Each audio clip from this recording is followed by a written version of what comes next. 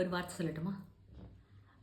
പറയാൻ ഉദ്ദേശിച്ച കാര്യം ഒരു എന്താണ്, ജോസഫ് അന്നംകുട്ടി ജോസ് എന്നുള്ളൊരു പേര്. ആ പേര് ഞാൻ ആദ്യമായിട്ട് ശ്രദ്ധിക്കണത് ഈ പേര് കേട്ടിട്ട് തന്നെയാണ്. ജോസഫിൻ്റെ കൂടെ ഒരു അന്നക്കുട്ടി വന്ന സമയത്ത് അത് കുറച്ച് നമ്മൾക്കൊരു കൗതുകം, ഇങ്ങനെ പേര് വെച്ചിട്ടുണ്ടല്ലോ എന്നുള്ളൊരു കൗതുകം കൊണ്ടാണ് ഞാൻ ശ്രദ്ധിച്ചത്.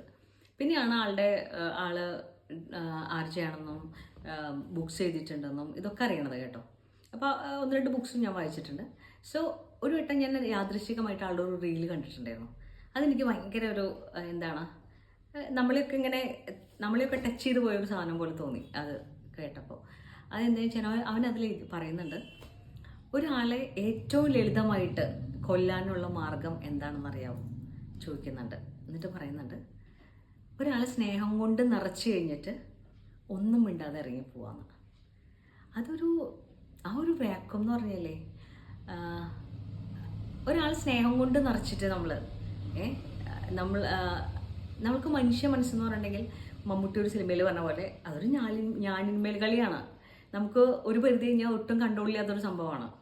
അപ്പോൾ അപ്പുറത്ത് നിൽക്കുന്ന ഒരു പേഴ്സൺ എന്താണ്, അല്ലെങ്കിൽ ആ ഒരു റിലേഷൻ അല്ലെങ്കിൽ ആ ഒരു സൗഹൃദം അല്ലെങ്കിൽ ഒരു ബന്ധം എത്ര ആഴത്തിൽ അപ്പുറത്ത് നിൽക്കുന്ന ഒരാളുടെ മനസ്സിൽ പതിഞ്ഞുന്നുണ്ടെന്ന് നമുക്കറിയില്ല.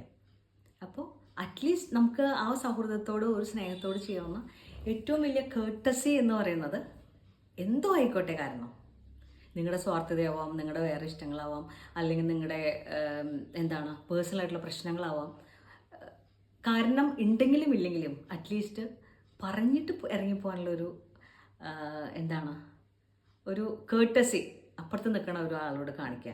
കാരണം ആ ആളുടെ ഒരു ജീവിതം ചിലപ്പോൾ അതോട് കൂടിയിട്ട് നിശബ്ദമായി പോകുന്ന ഒരു ജീവിതം ചിലപ്പോൾ ആൾക്ക് വന്നപ്പെടും. അപ്പോൾ അത് നമ്മൾ ഏത് ഒരു ബന്ധത്തിലും ചെയ്യേണ്ട ഒരു ബേസിക് കേർട്ടസിയാണ്. അപ്പോൾ അത് നിങ്ങളും ശ്രദ്ധിക്കുമല്ലോ. ഇതൊക്കെ ചെറിയ ചെറിയ ഓർമ്മപ്പെടുത്തലുകളാണ്. ചിലപ്പോൾ നമ്മളും അതിലൊക്കെ കടന്നു പോയിട്ടുണ്ടാവും. അപ്പോൾ ചെറിയ ചെറിയ ഓർമ്മപ്പെടുത്തൽ.